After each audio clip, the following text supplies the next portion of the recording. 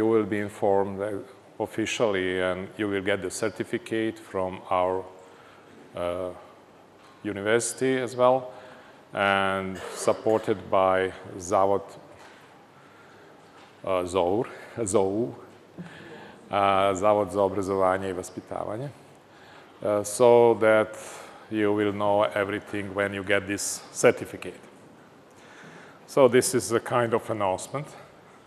I'm glad to salutate the rector of this university. I'm pleased to be in your premises again, and I welcome you to my lecture.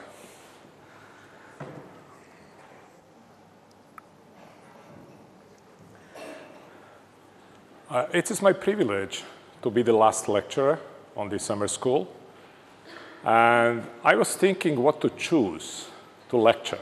There are so many topics. I got the task to prepare something related to electronic learning, e-learning. So I was thinking and thinking, what could I do? If I give you some examples, how to use some tools, I think that you mostly know that, and also that you can read from websites, from vendors of these tools. So it's not proper use of myself. Then I decided to do something that we are currently doing at the Belgrade Metropolitan University. We are changing our current e-learning system with a totally new one. Actually, we are changing everything. We are changing curricula. We are changing e-learning system. We are changing the methodology of learning. So I thought probably it's the best that I just give you an example how we use learning object to change the way of learning in our institution from a very practical point of view. Probably you will say, well, I have nothing to do with a faculty or a university. I'm a teacher at high school, secondary school. Yes, you're right. But the experience, the practice, the knowledge about all this it's orthogonal to these problems. That means you can choose this experience in your school if you want, or to your course as well. So I decided at the end to just give this title, Learning Object Repositories for Innovative Forms of Learning. Innovative because we want to learn to change something.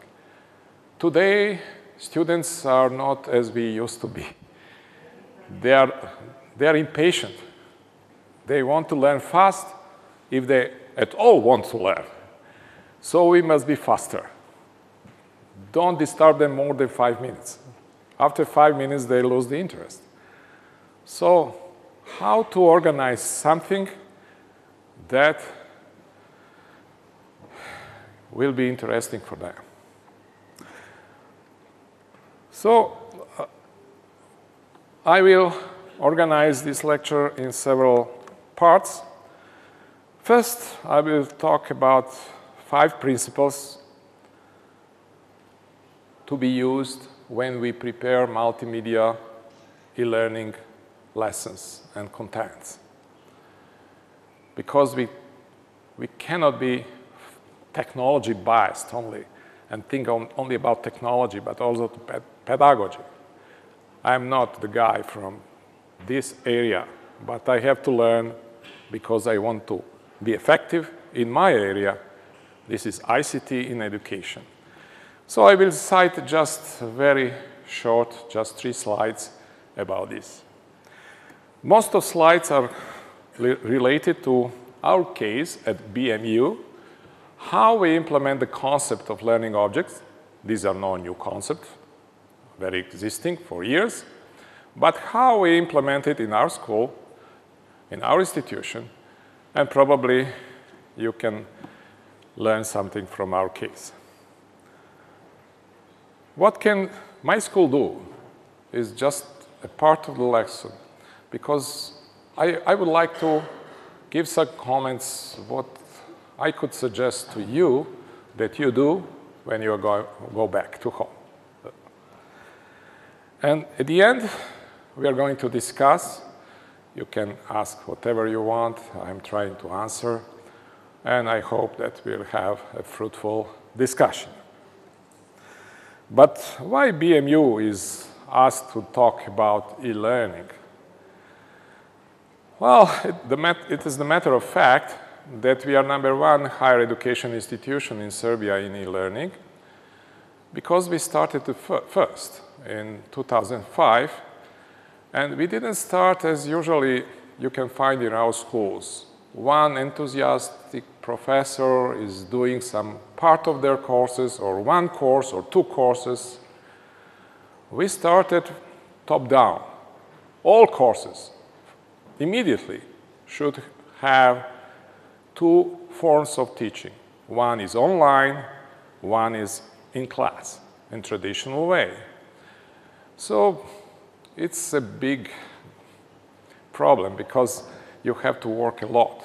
At least you have to spend 3 to 6 months to prepare a course, to deliver it online.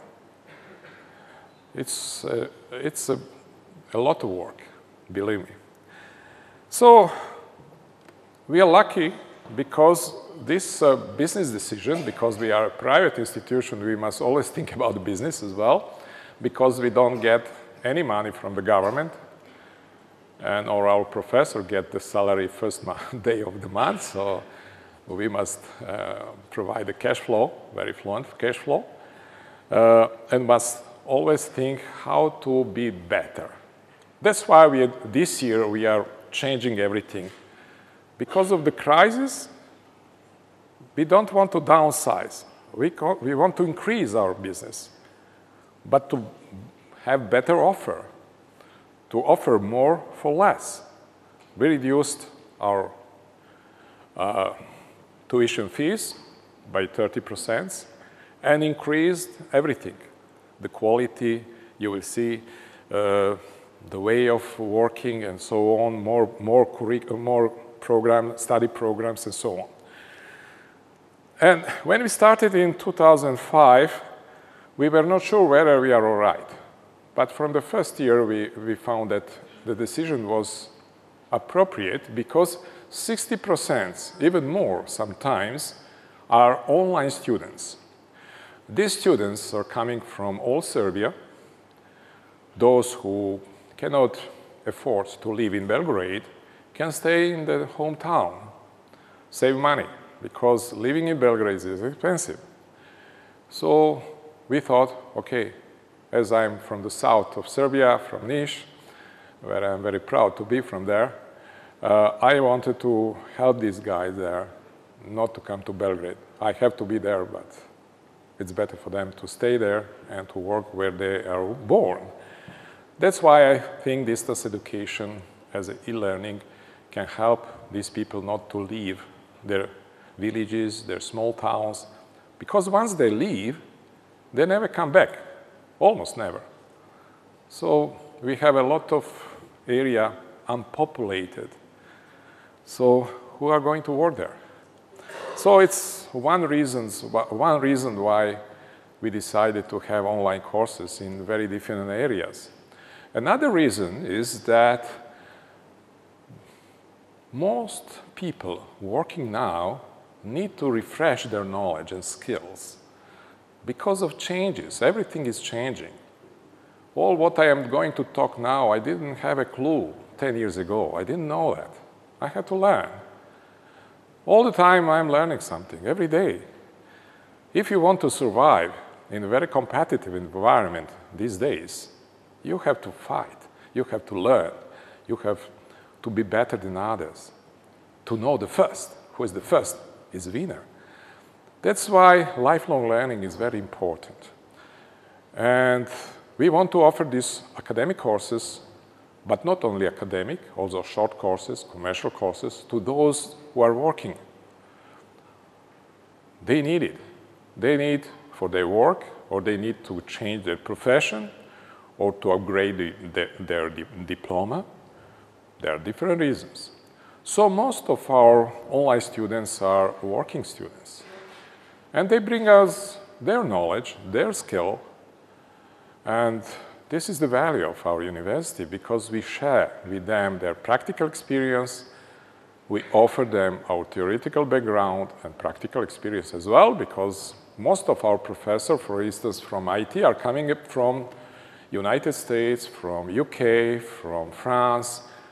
These are Serbs who decided to come back, as I came back from Singapore, where I spent 7 years. So we are now back, and we want to bring world experience and practice home. And that's what we are doing. As you can see, these are only bachelor programs. We have master and PhD programs at our universities. But I show here only because I don't want to lose my space, only bachelor programs. What you can notice, there are three types of courses. There are engineering courses, mostly in IT-related issues. There are management courses, and there are art courses in graphic design, interactive design, even from last year, fashion design.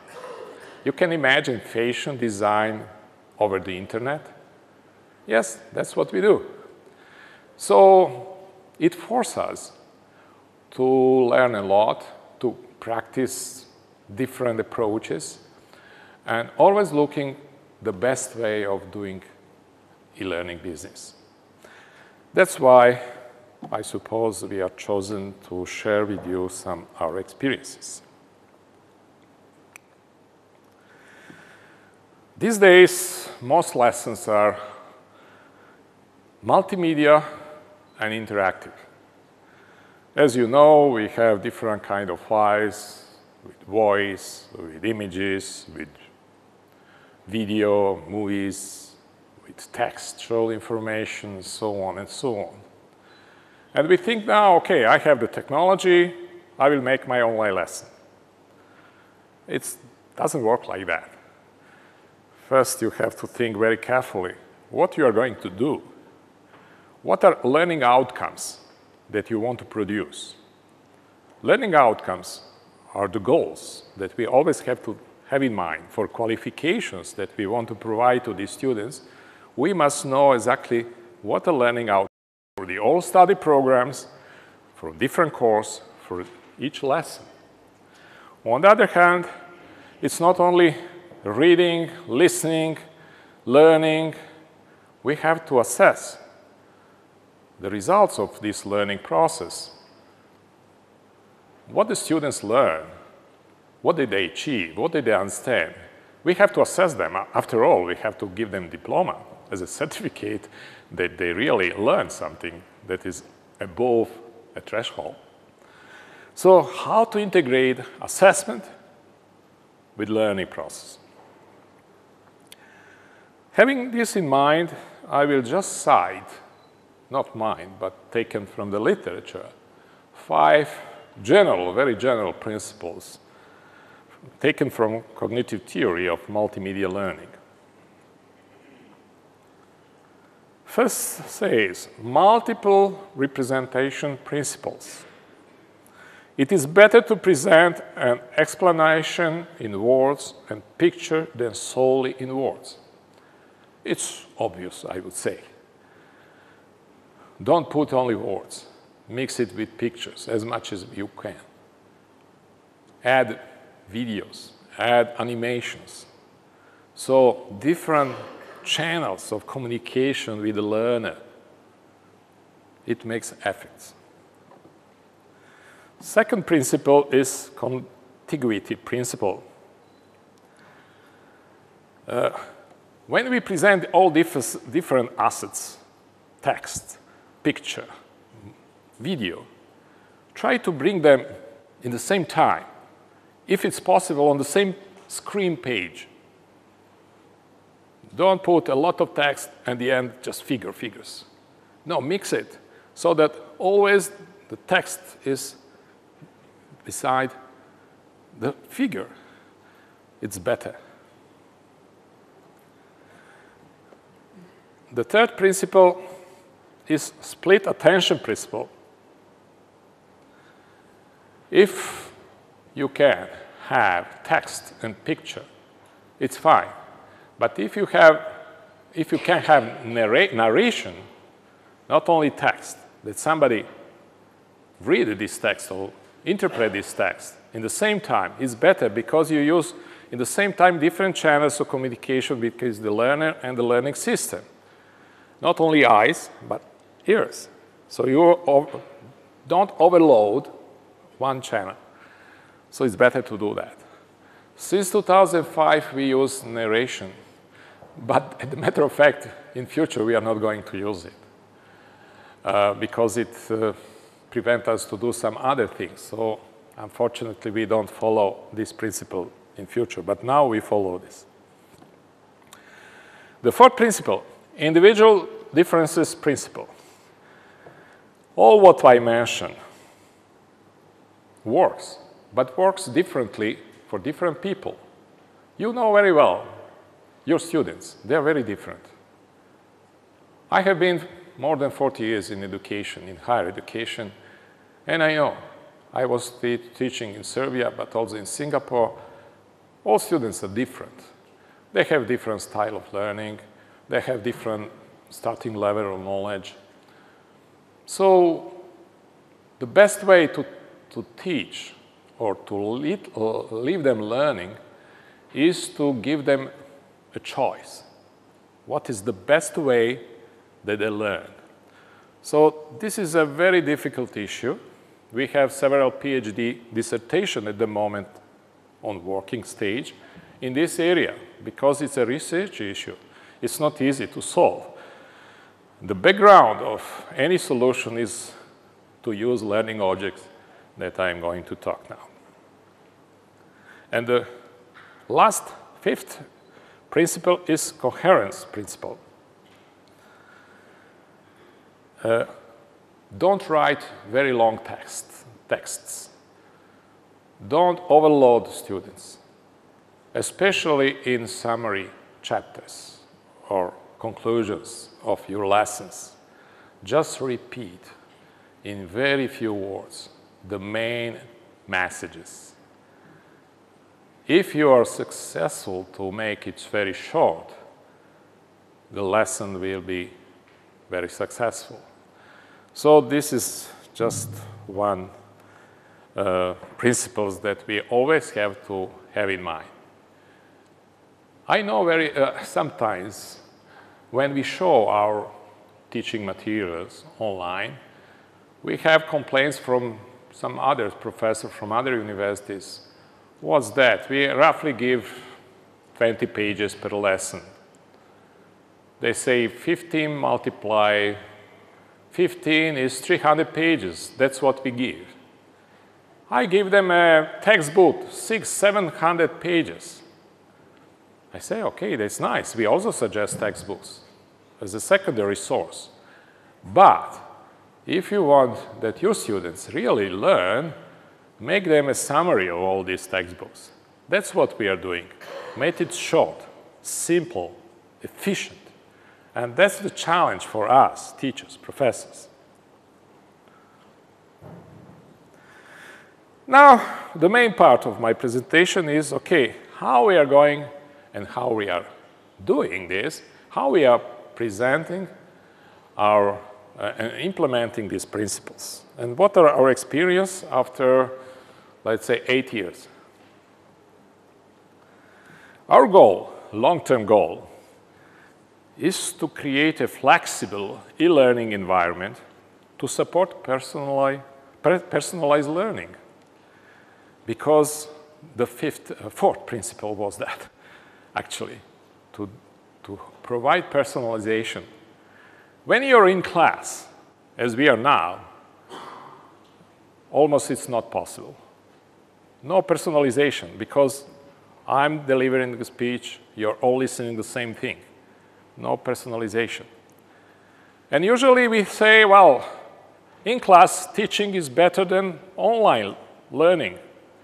In many cases, it's okay.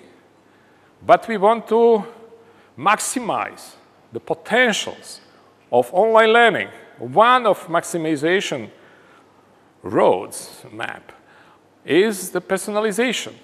Because in-class learning cannot do any personalization. Online can.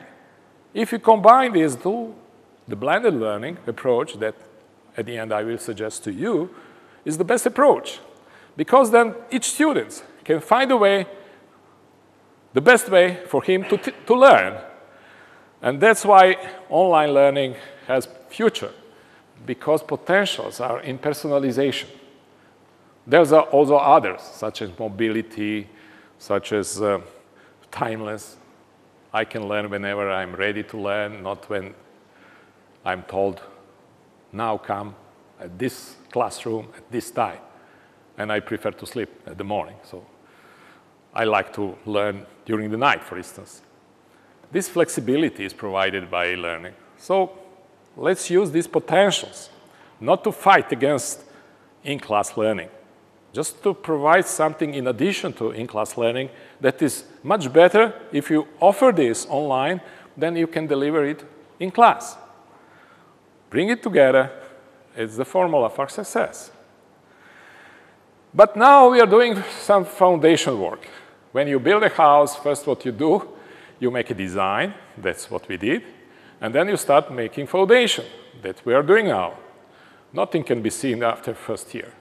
Our learning materials will be almost the same. But foundation is totally different, giving us potentials for personalization. Current courses are not this. They are planned to be delivered as they are written, nothing more. You cannot add, you cannot change anything, and so on. So there are three main items in these foundations. Something that it's called usually, these are body of knowledge. That's what we learned from IEEE and ACM. These are American professional organization in informatics and electrical engineering. For each study program, they create a body of knowledge.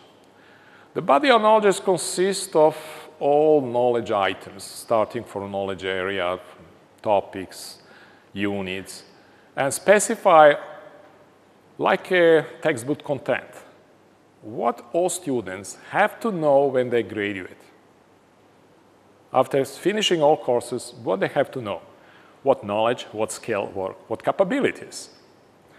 So we have to first define the body of knowledge before we start preparing any teaching material. Second is a learning object, but of very fine granularity, very small object.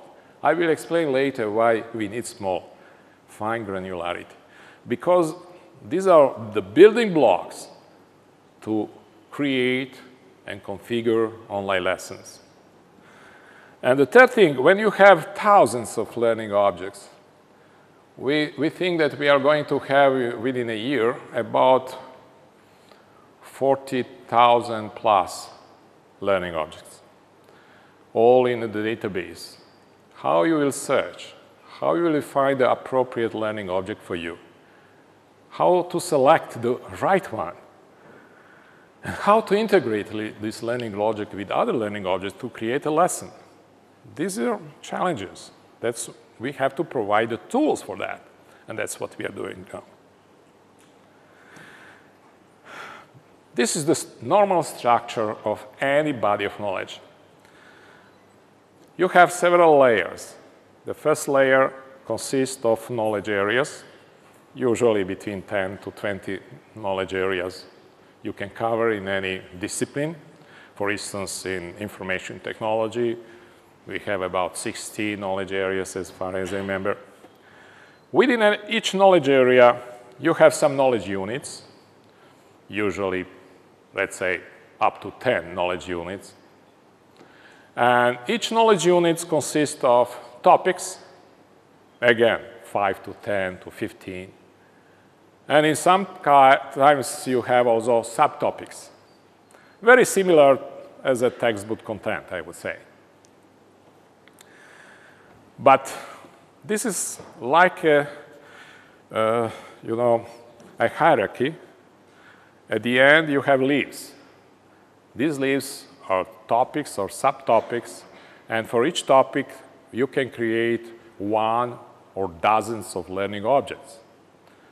And these learning objects come from the body of knowledge. Once we know the body of knowledge, we know what learning objects we need. So if I try to animate, if this rectangular show in a knowledge space what a study program has to provide to students, sooner or later, I have to create these learning objects to cover all space, no gaps. So thousands of learning objects are necessary to cover the knowledge space. What is a learning object? This is a knowledge cell, I would say. This is a structure that we are implementing. It can be organized differently. After all, this is a template, a Microsoft Word template that you have to fill in, nothing else.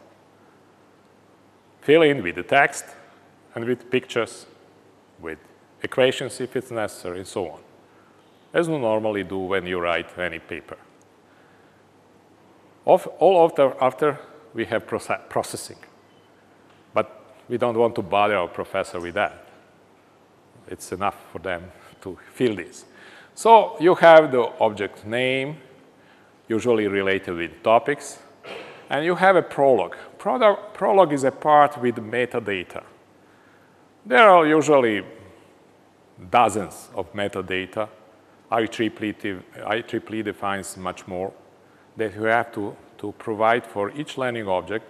And mainly usage of this metadata are for searching, classifying materials, finding materials, and so on.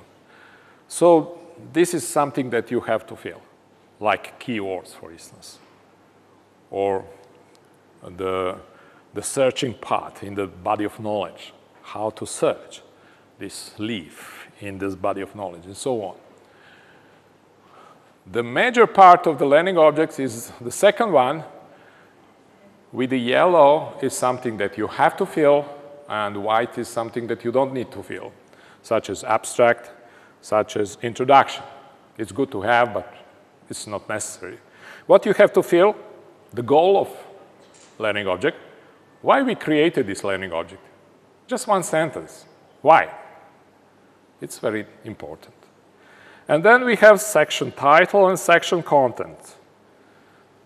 We can have many, not only one section.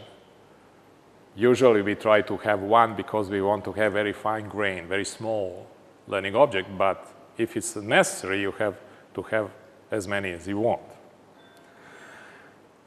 Optionally, you have a glossary of terms that you define, so the students can read the definition of different terms that are used there. Then some solved problems. Show them how you solve a problem based on the knowledge that you present in this section. Then give them exercise that they do on their own, immediately. Don't wait 2 hours. Now we integrate lectures and exercises. You will see at the end, piece by piece. 1 page of reading or talking, immediately one presentation of solved problems, and now you do. You have computers, do it. I wait for you, 20 minutes, okay? Once you finish, I continue with lecture, and so on, and so on. I can provide references, not only to textbooks that I suggest for reading, but also to different sources of information, website, repositories, e-learning courses, why not? Probably these courses are better than mine. Leave students to decide what they want to learn. And we can give different links to these sites. So each learning object consists of this structure of information. Now we design courses. With these courses, you can cover and have to cover all knowledge space, the body of knowledge. Traditionally in Serbia, I don't know whether in Hungary is different, we never did it. Each professor just defined what he's going to teach. Whether it's relevant or not, whether there are overlaps or gaps in knowledge, we don't know, because we used not to know what my colleagues are teaching. Now we know, after Bologna, we have to publish everything, but this way is even more rigorous, because very carefully we control the learning topics, areas, units, who is covering what, whether we have overlaps. Overlaps are allowed because you can overlap to give the same knowledge from different contexts, but not too much and not unnecessary. But gaps are not allowed. So let's assume that I have a program consisting of 4 courses per semester. We used to have 5. Now we are reducing to 4 because we think we need to provide profounded knowledge to our students. If you have 5, you're running a lot. Every week you have an assignment, you have tests, you have projects. So students are running, and don't have enough time to focus, to really understand the issues. And we said, okay, now instead of having 3 years programs, we are going to offer 4 years of programs because our law allows us both. So now we are offering 4 years. Almost we didn't change the number of courses, but we give them more credits, more time, more lecture hours in order to provide more services for each courses so that students have more practical knowledge, more time to exercise, to really do practical work. So what we do, we just, for each semester, add 4 courses, and we are covering the body of knowledge semester after semester until we reach the end, the final semester. And then we are sure that there are no gaps. If there are even more, as you can see, knowledge outside the body of knowledge, okay, it's allowed. We provide more than it must be provided. Very small gaps, sometimes it's not always possible to cover, or there are overlaps.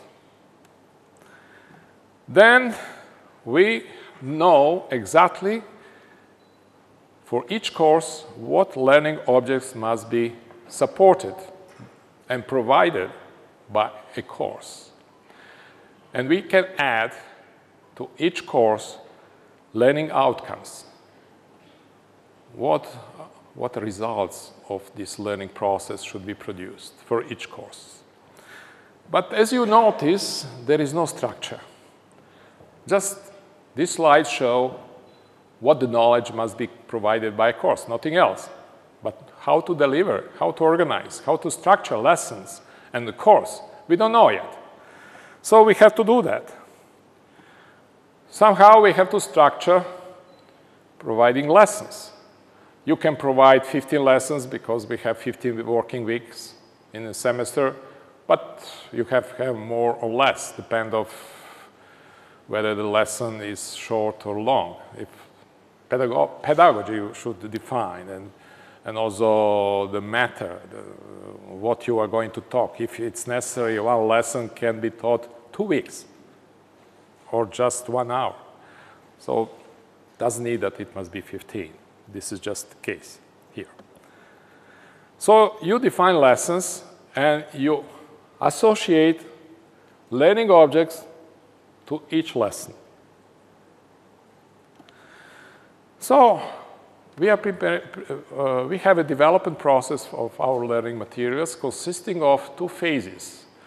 In phase number 1, we develop learning objects based on the study program and based on the body of knowledge that we have to support. And we put all learning objects in a repository. That's why we need metadata in order to search and find these learning objects. In phase 2, we design lessons. We configure lessons by combining learning objects from learning repository. So as a professor or a teacher, I have to search and find learning objects from the repository, probably done by my colleague. I don't need to develop everything from scratch myself, but teamwork is providing this, and I'm configuring what I need for my lesson. Of course, I have to develop the syllabus of the course, which is a detailed plan how I'm going to teach for each course and for each lesson. And this is the way how we develop online lessons, by configuring already developed learning objects, adding additional learning objects such introductions or summaries and some other specific objects, but basically 95% of the content is already in the first repository. So the second repository is also learning objects, but these are learning objects consisting of many learning objects providing a course for a lesson for a course. What is the structure of a lesson? It can be differently. How did you decide? This is just one example, just to have a clue how it looks like. You have an introduction. Usually we put learning outcomes, what the learning outcomes is in this lesson, what guiding questions or key points or key questions that the lesson is going to answer, and key concepts that we are going to present. The major part of any lesson is the learning content. You can have one or many. So for each learning content, you provide one object that can have different assets, such as pictures, tables, graphs, and so on. And you put many objects, as many as you can. In our case, we have 10 to 15 in average objects in the content of a lesson. The third part is self-assessments. Students first have to test themselves. These are unofficial tests. During the presentation material, we ask one question and immediately give them the answer. Write your answer. Once you write, I show you the answer. You can compare and see whether it's you are right or not. If you're not right, okay, you will remember the right answer. It's a learning methodology. But at the end of lesson, there is official test. He must answer and get points. This is how we assess not only tests. We have also assignments and projects and so on. At the end, we have a summary or review. When we give a summary, we give key answers to key questions as a summary, what we learned, and so on. You can define your design, your lessons, depending on specific needs of the course. There are different courses in design are different than in mathematics, for instance, and so on. So there is no general rule, but there are some guiding principles that we share, but each teacher, each professor has to design his lesson as he thinks that is the best way for his students. But we don't provide only objects. We actually have to provide activities. What students has to do during a lesson. You can organize activities as you want, in a serial, in a parallel way, or in a hybrid way, with different tests or checking point, or you can ignore it. It's the flexibility of the tools that we use. This is just one simple example. If I want to provide a test at the end of lesson, and if the test is negative, I show students what he has to repeat. He has to repeat, whether this or another activity and so on, unless he doesn't pass the test, and then he can go to the next lesson. But it's an option. You can add a test or not to make the organization of the activity, or just give it without any organization. is the flexibility that the teacher has. But these activities usually provide interactivity and collaboration. Because teaching and learning process is not one-to-one, but one-to-many and many-to-many relationships. We want the students communicate among themselves, talk, discuss also with professor, with assistants, and they have different forums to share their attitudes and so on. The tool that we are using for student collaboration is providing many functions. As you can see, this is LAMS, a very particular tool I think that nobody's using in Serbia at the moment. We are the first one.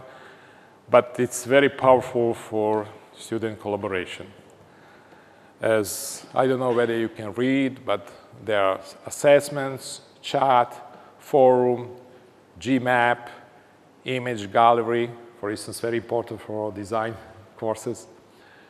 Mind map, if you want to structure some topics or some knowledge, you can use mind maps for that.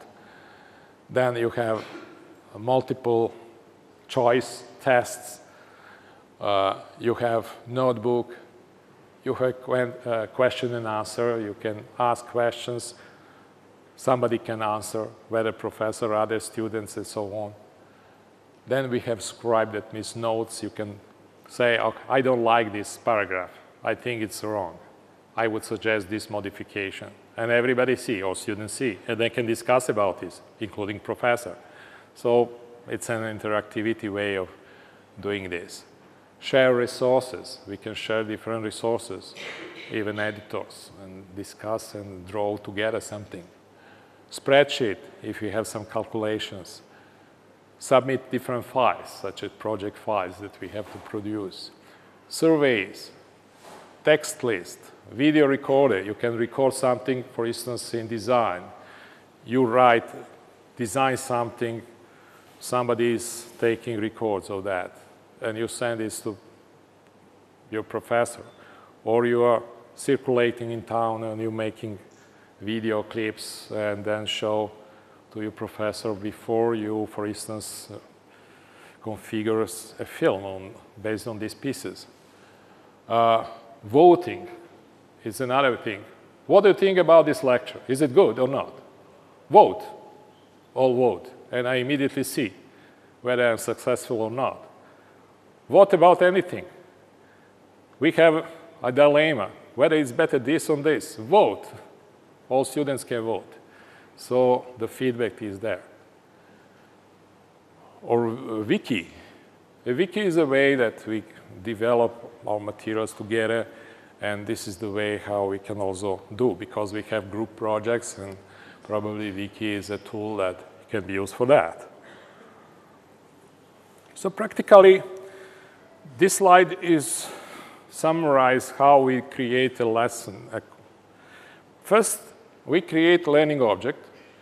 Learning objects are different kinds. I just mentioned some kinds, but here you have more.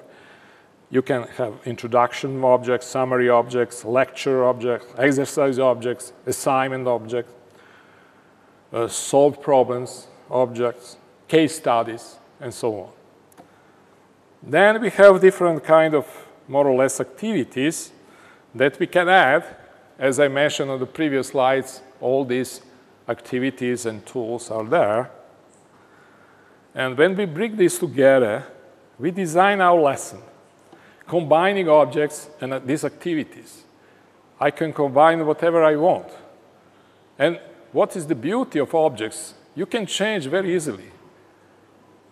After one semester, I realized that this lesson was not very well designed. Very easily, I reconfigure.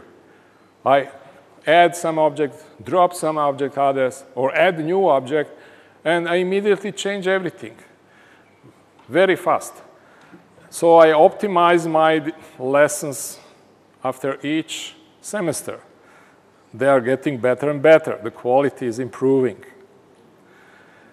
And once I create a lesson, we have a production that I'm not talking on this slide, how we produce, but based on course syllabus, We have lessons that students on the left side are reading, searching, and so on. And on the right side are teachers, professors, assistants, instructors, and so on. And we have all kinds of discussions and interactions defined by these activities. For instance, this is a push-based online lesson, what we currently do, or we plan to do for this year. This is only one lesson. Different objects, we have interaction, let's say 5 minutes. Then 5 minutes, something new. They read new knowledge. Let's say 5 minutes, 1 page. Then there is a show solve problems. How this knowledge is used to solve a problem. And then the third one, yellow part, is exercise. Okay, now you do it. In some courses, it's not always like that. But for instance, in programming courses, if I explain SQL command, I show them example how to retrieve a database. Okay, now I give you a few tasks. Do it on your own, on your computers. When you finish, I will put a question. You have to type your answers just to see how did you find a major message. And then I continue with the next object. Again, a little bit of new knowledge, solve problems, exercise, questions, and so on and so on. At the end, we have a summary. Then we add additional content. We don't want that our material is the only thing that students learn. We can provide case studies, not only ours, some borrowed from other universities or companies and so on, or some problems that can be solved with the knowledge that students learn, or additional readings, a normal textbook, a chapter from a textbook, a scientific paper, or a report, whatever we think that is not bad to offer students. But these are options. Then we have assignment. It's a homework the student has to do based on the knowledge he learned. Week after week, he gets these assignments for each course. Then the official test, because assignments, tests are tests. Tests is not very good, but it's easy to organize, and it's not bad. The students have to memorize something at least, to know some definitions and so on. But with the assignments, they solve the problems. But they have also to have an attitude to understand the issues, a little bit of theory as well, so the test can show whether they know that. Then voting and forum. Even from the beginning, we used to have a forum. After each lesson, each lecture, we open a forum, discussion forum. The students can ask questions. Professor has to answer, or other students can answer. And usually we have very live discussions on our forums about issues presented on a lesson. So we think it's a very good thing. It's a synchronous way of communication, but it's very new. I didn't show many others that I showed previously, such as chats. For instance, if you teach professional communication, you have to use video and chat to listen student how present himself 5 minutes. You give him a text, he has to present this text, the movements, the narration, the gestures, everything must be assessed. So you have a camera, and he's doing it from where he is. He can do it and show. New way of teaching and learning, I would say more learning than teaching, is pool-based online lessons. This is the future. We give problems, students have to find solution. We provide them learning objects to search, not only ours, but also from the internet as well, but he has to solve the problem. Once he solves the problem, we go to the next problem. Of course, the challenge is for professors to choose the problem, appropriate problem for appropriate lesson. And it's a kind of guided learning. At the end, there is a summary and so on and so on. So again, you need a learning object that students can learn. Search, select, and learn. What is our architecture that we have? This is the basic architecture. We use QData software. It's a new software editor developed by a company that we collaborate with. We are the first customer. Actually, they are developing for us. Why DITA? DITA is IBM standard to organize information. I don't want to talk much about it, but it's a big issue. And there is a way after we present templates. This QData editor processes this and put all objects in learning object repository. Also, QData prepare and pack it to LAMPS. LAMPS is a system to provide lessons. All these activities, forums, chats, everything what I show is from LAMP. It's a very powerful collaboration tool as well. So we pack it. Then there is a LAMPS editor that when you can change sequences. And once you create a lesson, an online lesson using LAMPS, you can store it as well in a repository. But this is a repository that can be used only by LAMPS. So LAMPS player actually broadcast lesson on demand of students, and students can then use these services that LAMPS is providing. So this is the way how we realize the concepts that I was talking about. So why we use learning object? Because of reusability. What my colleague developed, I can use vice versa as well in my lessons. Personalization, as I tried to explain, it's one reason for that. Increasing quality of learning materials because it's done more professionally by a team of experts. Improved interactivity because we use different activities in our lessons. This is the example of reusability. If in lesson X you use 4 objects, in lesson Y, in another course, the learning object 2 is used again. So we have to develop only once. These days, we develop several times the same thing because I don't know whether my colleague is using this something similar or not. So we write several times the same things. And it's wasting of resources. So we think that reusability is saving money. Personalization. Currently, if we work on pull-based learning or goal-driven learning, the student can search learning object and learn whatever he has to learn. Actually, this is the way how we in practice work. When we graduate and we work, that's how we learn. We search the internet, we search Wikipedia, we search different sources of information, and when I find everything, I solve the problem that I have. And we want to learn students to learn how to learn. And that's this way of learning is more powerful. In future, that's why we have PhD students. We hope that we are going to develop intelligent tutor that is going to automate selection of learning objects based on my personality.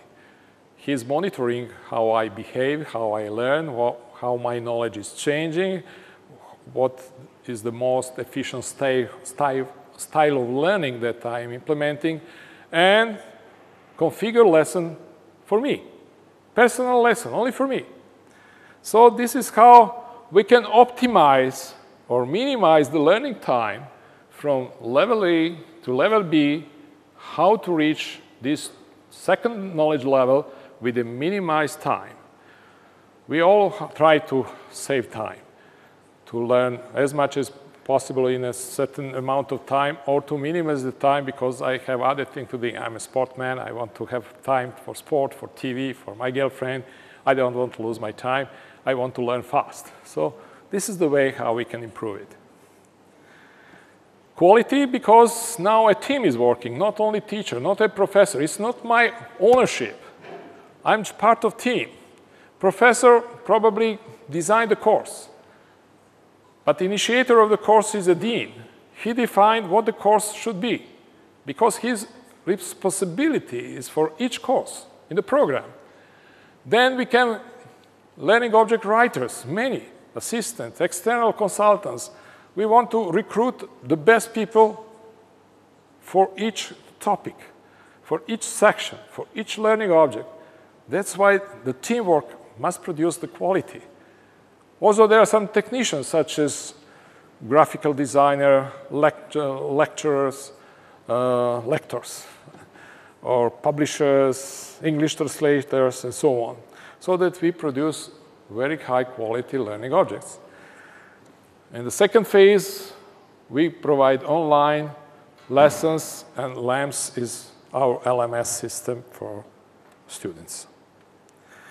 Interactivity is high because I showed the activity that is improving the interactivity. And as you can see, there are a lot of such activities in our systems. So what my school can do, that's fine, but I'm not working at the university, so why should I know this? Well, in my opinion, the good practice can be implemented in your schools if you want. I'm a little bit disappointed when I learned yesterday on the first presentation that more than 40% of teachers are not interested in implementing ICT at all. It's a shame, because it provides alternative way of learning. Monopoly is not good for any area, even in teaching. Why should I learn? Why should I have the monopoly to teach my students? I'm the only source of knowledge. It's not good. We are not the best. We even offer to our students MOOCs, open materials from Stanford, from MIT, and others for electives. Okay, follow online lessons from MIT and come to me to pass the exam. I accept this. For some electives, of course. So be open. That's the message. If you open, then you offer online lessons and combine with in-class learning. And this is a blended learning. It's a hybrid way of teaching. In order to develop some lessons that you want, you have to have learning objects, and you have to access open repositories, and there are many these days available. I can just say that we are part of an Open Discovery Space project that is developing a network of open repositories. We have one, Digish repository, that we developed specially for you, so that you don't need to develop your learning environment. You can use our learning environment for free. You can post your lessons. Your students can use it as well if you don't want to have your own infrastructure. If you want, you develop your own.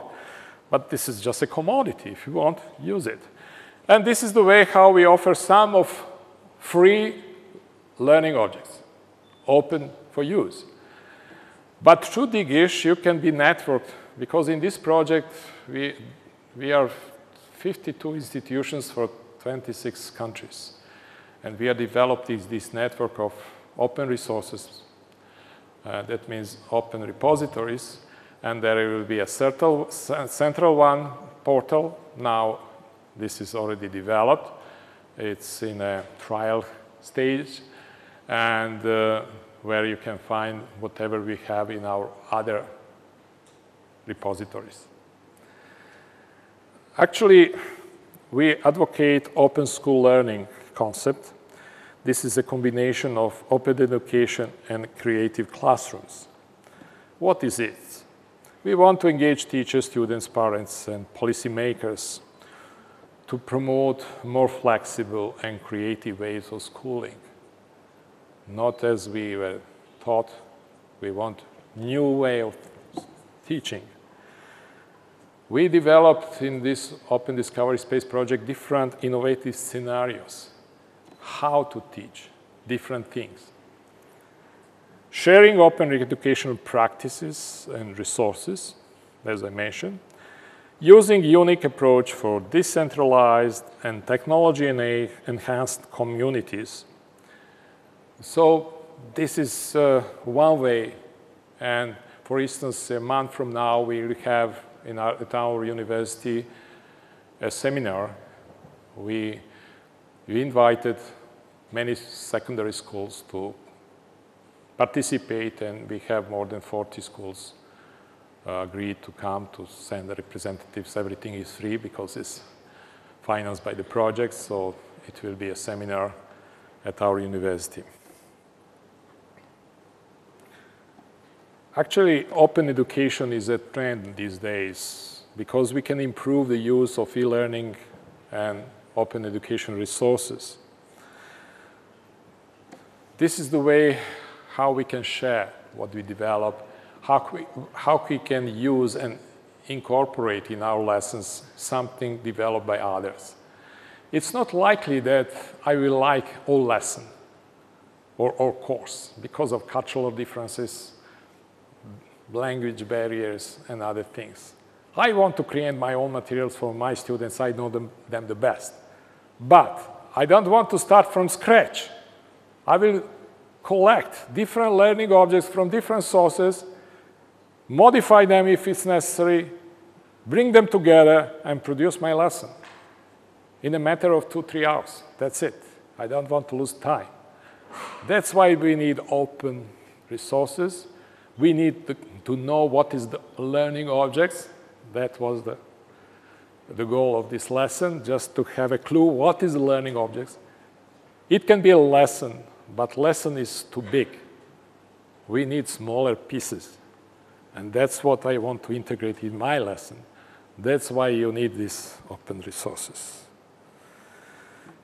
Next year, in this project, we'll have WISMAT summer school at our university.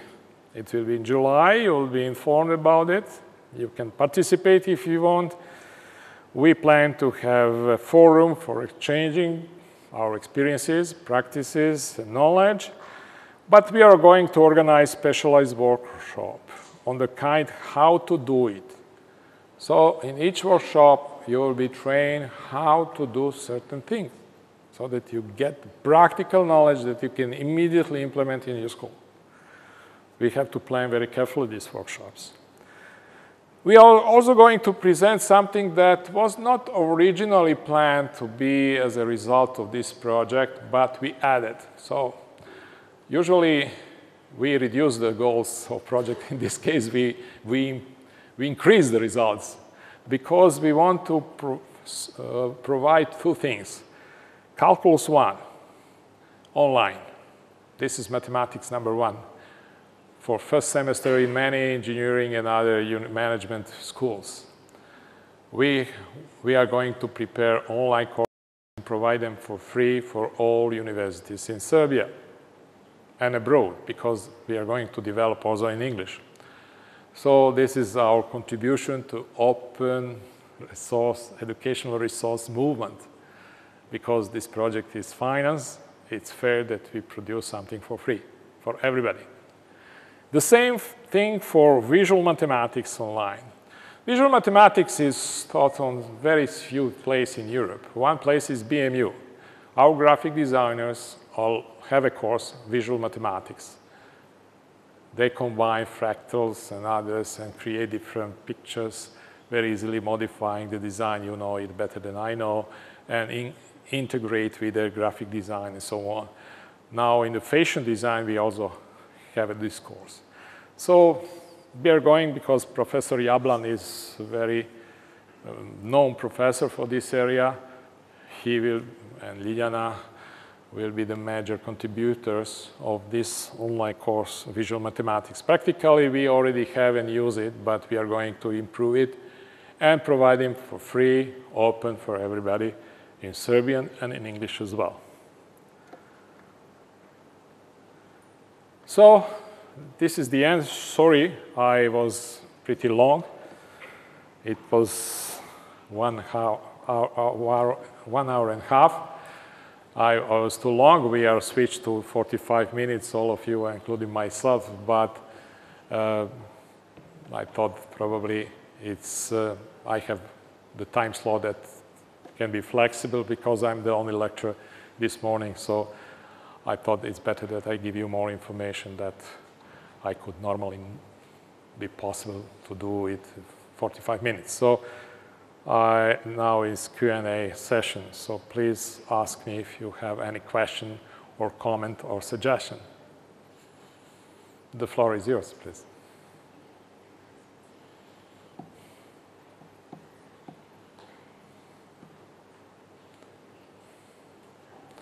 Was not this too complicated or not understandable? Do you have anything that you didn't understand well, or you want that I explain something, or I missed something and you think that it's very important that we all share this knowledge?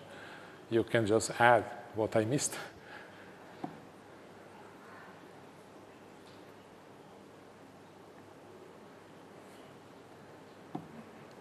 Yes, please.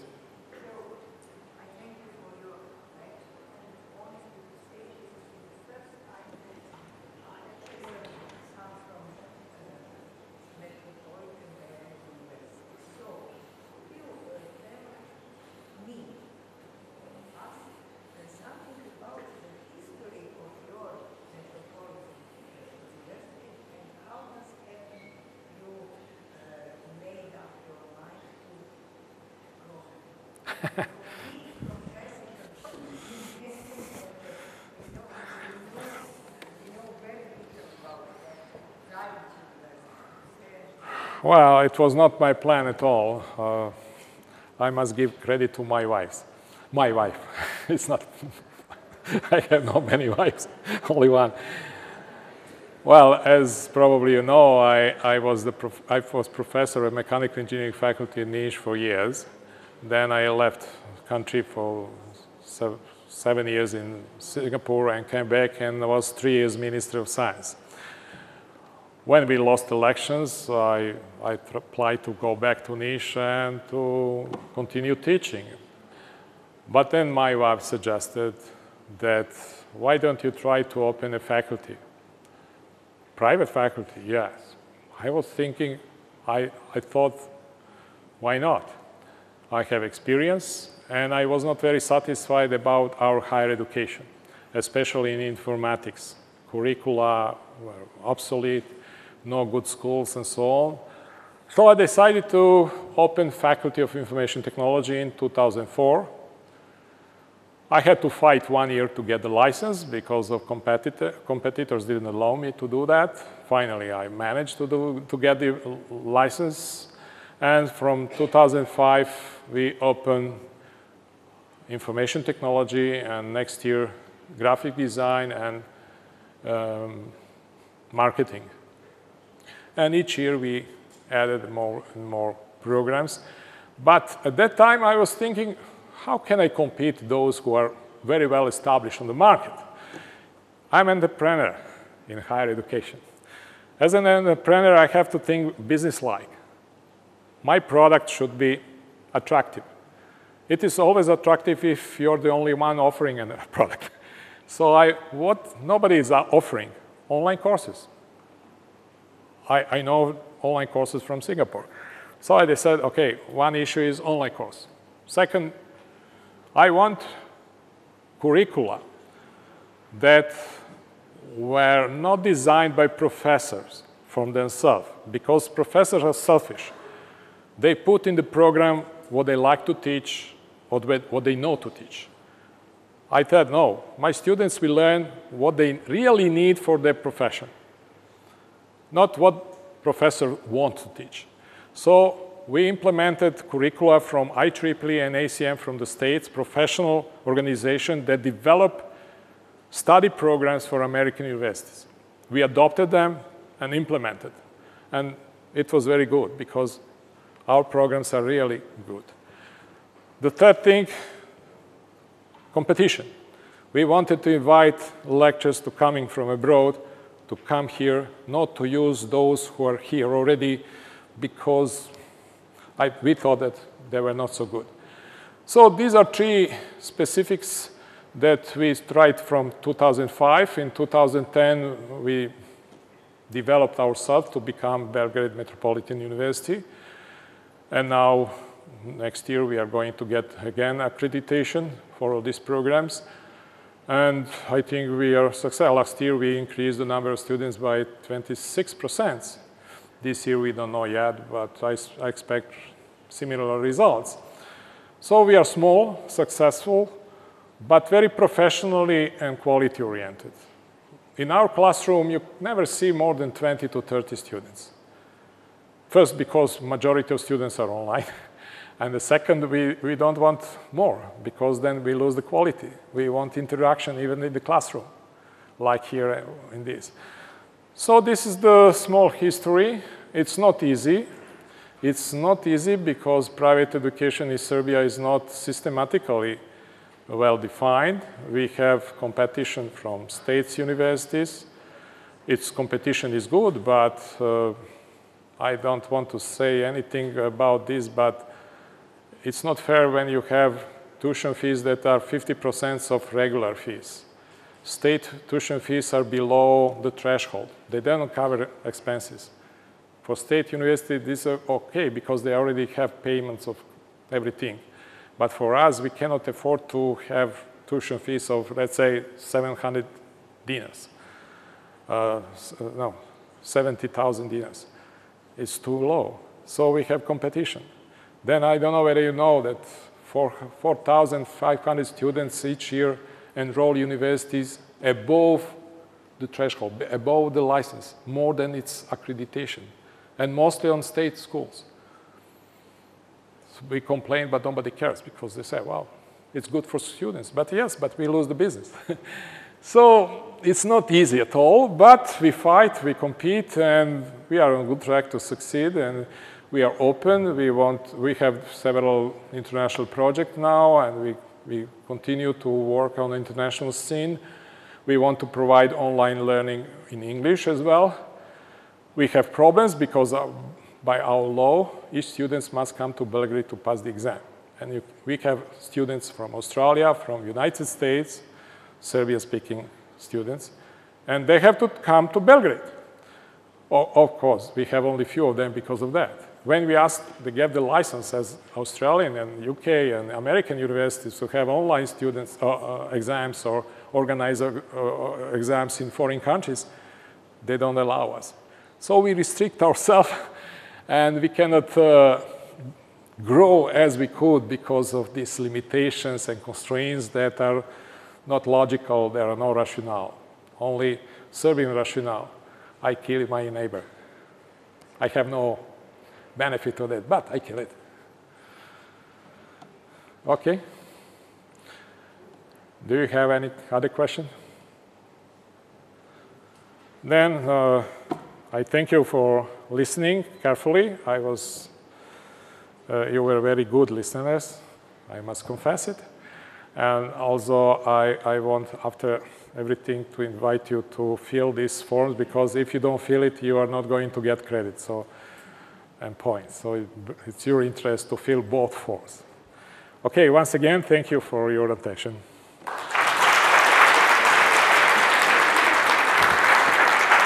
Interesting.